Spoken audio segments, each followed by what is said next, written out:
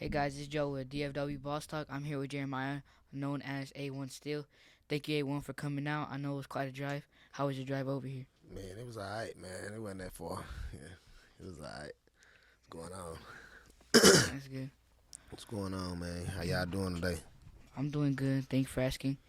So I heard you own a barbershop. I wanted to talk about that. How's it like owning a barbershop, and how does it feel? Um, I own a barbershop in Grand Prairie. It's called Major League Barbershop. Y'all come tap in with me. 2305 Oak Lane, Suite 114. So yeah, man, I've been having a barbershop for about almost 2 years. But I've been cutting hair almost 20 plus years. So yeah, man, it's going good. I like it, man. It's being an entrepreneur. You can move and set your own hours and stuff like that. You know what I'm saying? So Yeah. Yeah. What do you have to say for those young kids out there that want to become a barbershop owner? for one, for one, they got to make sure that they craft is in order for us. And then it has the craft in order for them is being barber. You know what I'm saying? Like they gotta have everything. They need to be on point. Don't jump into nothing that you can't handle. And then you need to have the clientele. Because you can have the money right then but not have no clientele to keep the barbershop going. So build your clientele up, perfect your craft, and hey, for one, get your bag up. You know what I'm saying? Because that first year of having a barbershop, what I'm saying, is the hard year. You know what I'm saying? Because you're building up your clients and you're trying to Yeah. build everything up. Yeah. So after you make that first year, you should be able to it's slow rolling. But then if it depends on the size of the barbershop too. So if it's you getting a suite, if you're personal person, you don't want too much space, or you getting a bigger shop. Now, the big shops is the more of the hassle because you got to deal with a lot of rent. You know what I'm saying? The rent, the lights, water. It's a lot to come into that. So if you jumping into that, you got to make sure your bag right and your craft is right. Your business is on point. Yeah. Well, I know you do YouTube and you do other stuff too. Let's talk about the YouTube. I know you hit 100K views. How was that like, and did it motivate you? Yeah, it motivated me a whole lot, man. Cause just to keep going, and seeing the people that actually watching, cause like building up that people don't know that doing YouTube and building up the subscribers. That's the hard part. You know what I'm saying? That's and getting people to actually watch. That's hard too. But getting people to actually click that button and subscribe. You know what I'm saying? Is real hard. I'm at like 3,400 subscribers right now. So and I've been doing it for about 3 years. About 3 years. So that it's a grind. But I like it. It's a which is therapeutic. It's real therapeutic. Just being able to talk about your day, showing people how your day going and what you got going on. So it's cool, man. I like it. And the bag, the money behind it ain't bad either. So Well, can you tell them where to go for subscribe to you at on oh YouTube? yeah, you can go to A1 Steele Show, just like the A, the number one Steele. Steele. You know what I'm saying? The A1 Steele Show, and man, hit that subscribe button, man. And I got a podcast too. Same thing. It's on YouTube. Real Life Entrepreneurs. So y'all can go tap in that.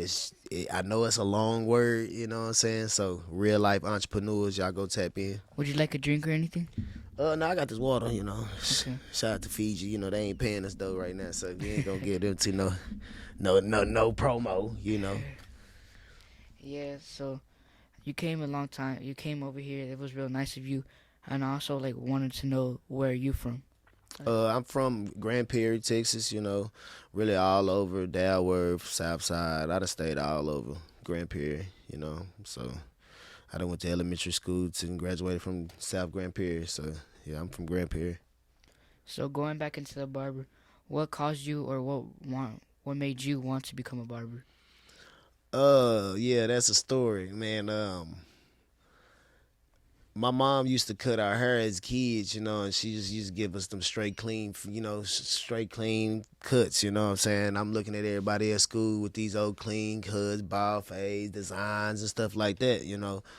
And I was like, man, I can't keep going to school like this, with she in college cutting me and stuff, might be having like some patches in it or something. It's just I couldn't do it. So and I'm the oldest out of four boys. So I just was like, man, let me go. I'm finna learn this. So one day I just like was growing my hair, and I asked to go to the barbershop. So she took me to the barbershop, cut my hair. So my pops had already had some clippers at the house. So when I got my haircut, so when it was time for me to get another haircut, I just redid the haircut that they did. You know what I'm saying? Like I went back over it. And it was a shag haircut at that time, so it was just me. I can real perfect the shag because I done cut it so long, on my own head. But then I started the designs. So I knew how to draw. I was always in Mm. art and stuff like that. So I had that like once I get my hair done. I Yeah. mean, once I get cut my own hair, I just was like, man, say let me put a little line. It started with a line, and then it started like, okay, I seen it going in. I started with another line. Before I Yeah. just started, I was starting to do designs in my own head. Mm. So people was like, dang, bro, who cutting your hair? I'm like, man, I cut it. You know what I'm saying? They was like, hey, nah, bro. Like, you ain't cutting your own hair. Like, you did the design in there and everything. I'm like, bro, I did all that. So people Yeah. started like, well, man, I'm gonna let you try to cut my hair. You know what I'm saying? And Yeah. then it's how it started. Like, started cutting in school, started cutting in the locker room, cutting in everywhere I can cut. Like, you know what I'm saying? Yeah. It was just then it became a hustle. You know what I'm saying? When I knew that I can get paid for it, I was like, oh, man, you in school at the time, so I'm like, I can get paid for this. You know what I'm saying? Mhm. So I was like, that's how I learned to do that, man. I was just like, I always been an entrepreneur as a kid. Yeah. Like as 12 years old, like I had a lawn service. You know what I'm saying? So Yeah. me and my friend that stayed across the street from me and him, like we had carts and everything. We hit the whole block. You know what I'm saying? So I always was on trying to make my own money. You know what Yeah. I'm saying? So that's really how that barber came about. Mm. So there it goes. Like you could be an entrepreneur at any age. Yeah. At any age, it's all in the mind. You know what I'm saying? Like Yeah. that's how I tell my kids. Like you can be a worker or you can be a boss. It starts early. Yeah. You know what I'm saying? It really do start early, and it's like I came up seeing my mom and them working and how they were living, and I was seeing people that wasn't working and how they were living. You know what I'm saying? Yeah. And doing what they were doing, and the people that wasn't working was actually living a little better than the people that was actually going to a job. You know what I'm saying? When I was coming up, you know what I'm saying? Because it was more of a street life stuff going on. So that's what started the like. Man, I ain't gonna say that. And I don't knock nobody that work no job because I've worked. You know what I'm saying? Yeah. It's like I done worked for years. So I know what the warehouse feel like. I know what the forklifts and in the 100-degree weather and I I done worked with propane. Like I done been like I done worked. You know what I'm saying? And that just got to a point where like, nah, that is not for me. You know what I'm saying? Like I like to be Yeah. cool. I like to go to work like this. Yeah. Shit, I don't have to worry about nothing. I don't want to have to go every day put on these my work clothes. These big old boots, steel toe boots. Like nah, I didn't like that wasn't me. Yeah. So I heard you were a manager. Not only are you a manager at your barbershop, you're a manager at a club. How is Mm. that like? Like, does it give you a lot of money coming in? Yeah, yeah. The club. I'm just jumping in. Well, I always when I was coming up, we were throwing parties and stuff like that. So I always was with the. I just would think about me. I just know people make money. People Yeah. like to spend money. Mhm. You know what I'm saying? So I cater to a lot of things when I know like people like I got a clothing company. I really just ain't jumped back into it like you know Yeah. what I'm saying. But I have a boss lifestyle clothing. You know, and it was going good, but it's just the orders, man. Like I had like a 60 shirt. Man, no, I had like he wanted like 300 or some shirts. Man, it took me God. like 4 months to do that. And just it was just me. I was just like, nah, I'm out. I don't want to make no shirts for nobody and stuff like that. Like I don't even want to do that. But I make my own clothes Yeah. when I want to and stuff like that. But it just like I say, I cater to the people, convenience. You know what I'm saying, and Yeah. stuff like that. So the club, being a manager of a club is different from being, because it's like I'm the manager of the club, co-owner of the club, and then I'm owner of the barbershop. So being owner of the barbershop, I got to deal with a lot of them bills and stuff myself. Yeah. On the club issue is everything be like, you know what I'm saying, like the CEO of it, he makes sure the bills, but I'm back in and on a whole bunch of other stuff, you know what I'm Yeah. saying. So it's like, and the club is coming up, so I really like I said, we even been doing that for probably about a month. It's only been open a month. It's, you know what I'm saying, it's the A, it's in Arlington, Texas, on Abrams and Collins, 101 uh Venice, Visionary, Vision, some street, something like that. Y'all just have to go Yeah. look at my page Yeah. and look at the flies and stuff like that. But yeah, we it's right by the Cowboy Stadium. Well, I also saw that you manage a rapper. How is that like, and is it hard? Yeah, manage Charlie Boy Gang. Um, it's not hard, and let me tell people about managing. Like, sir, you got to deal with the person itself, that at them. You know what Yeah. I'm saying? So being a manager, you have to be understanding who you're dealing with. You know Mm-hmm. what I'm saying? So if you got a artist that's just wild and he's doing this and this and that, you have to understand that it's this person. You know what I'm saying? And you have to be able to work with. You know what I'm saying? Because people are hard. Like I say, people are hard to work with.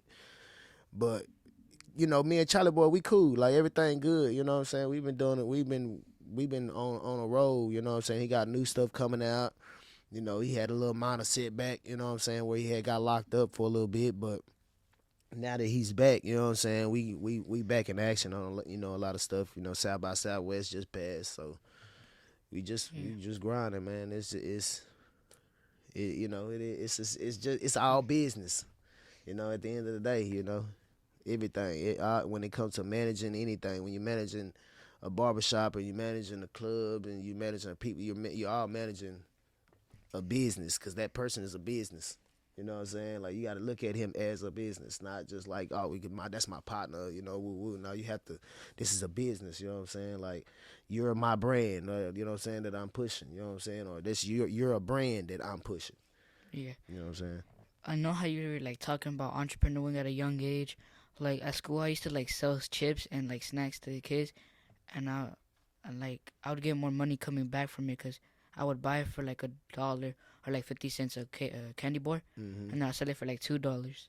Oh yeah, yeah. That's how that's a good grind. That's a good start too. You know what I'm Yeah, saying? Doing that, like, it's a real good start. I had a candy house before, so I know working out that candy house and have it by, you go to Sam's, get you a bulk, get yeah, it at bulk, you know what I'm saying, and boom, go to work. I did my kids the same way. Like, I used to make them little bags and say, hey man, look, this, you can sell this whole bundle bag, you know what I'm saying, with a whole bunch of different candies in it, you know what I'm saying, for a certain price. mm, Then buying candy bars, this and that, just make them a bag. Hey man, I got these bags $5, $10.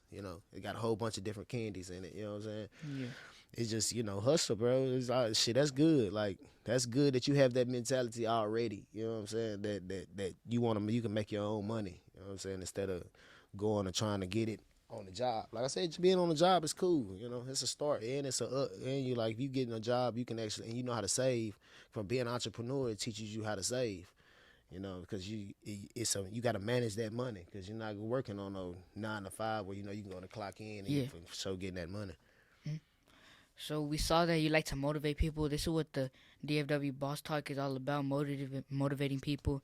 Cause like I don't like to see people sad. I like Yeah. to see them up and happy. So like, how is it like motivating people?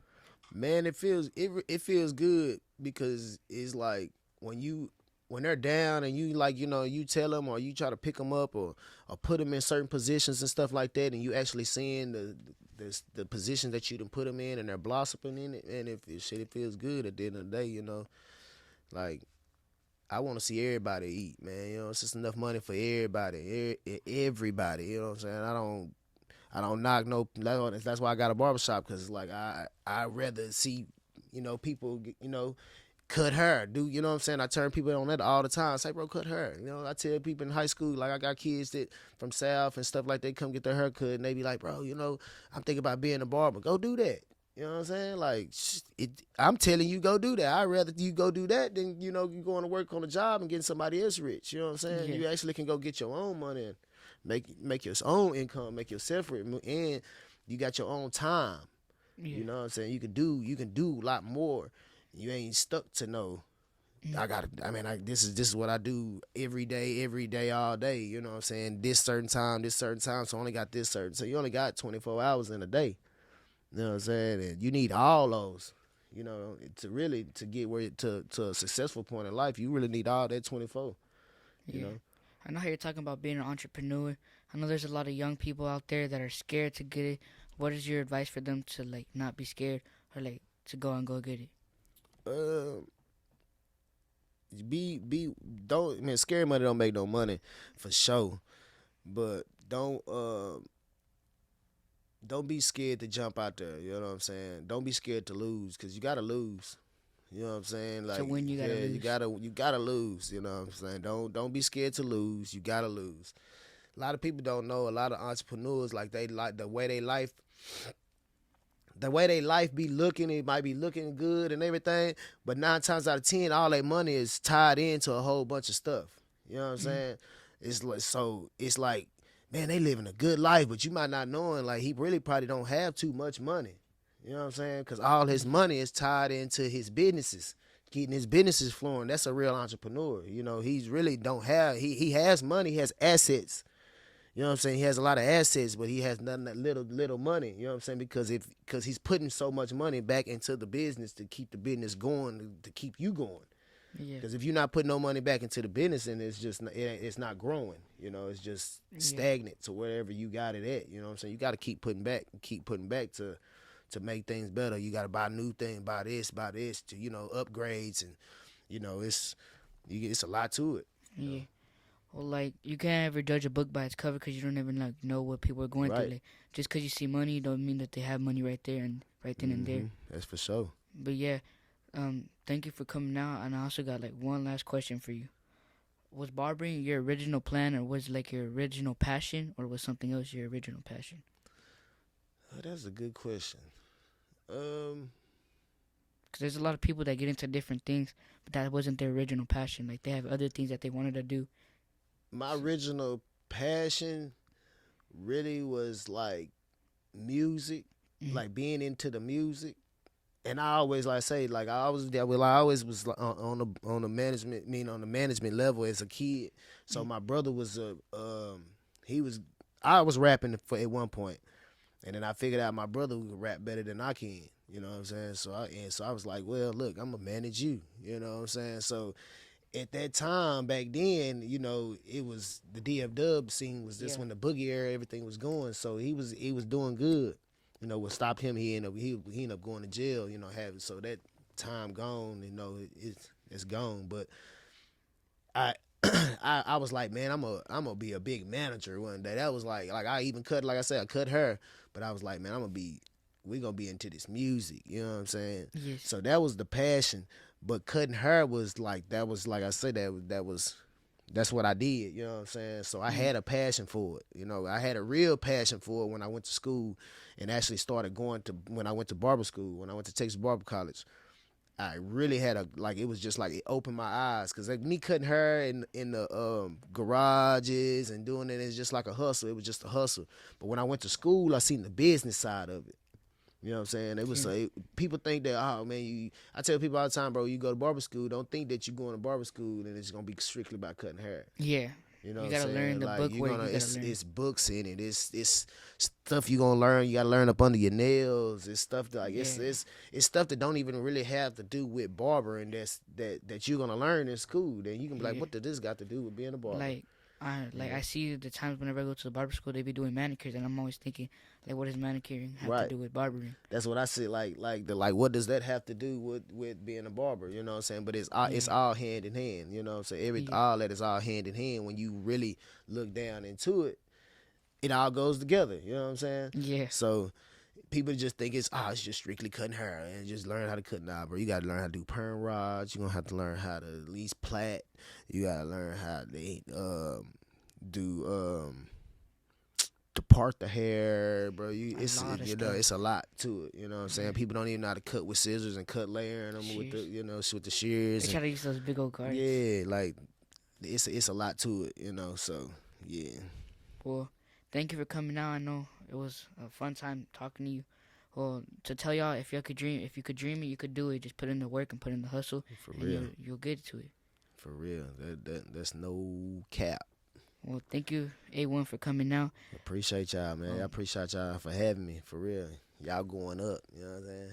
Yeah. For real. Well, A1 Steele, go tell them where they can follow you at, and go tell them where they can hit you up at. Man, you can go to Instagram and follow me on Life with A1 Steele.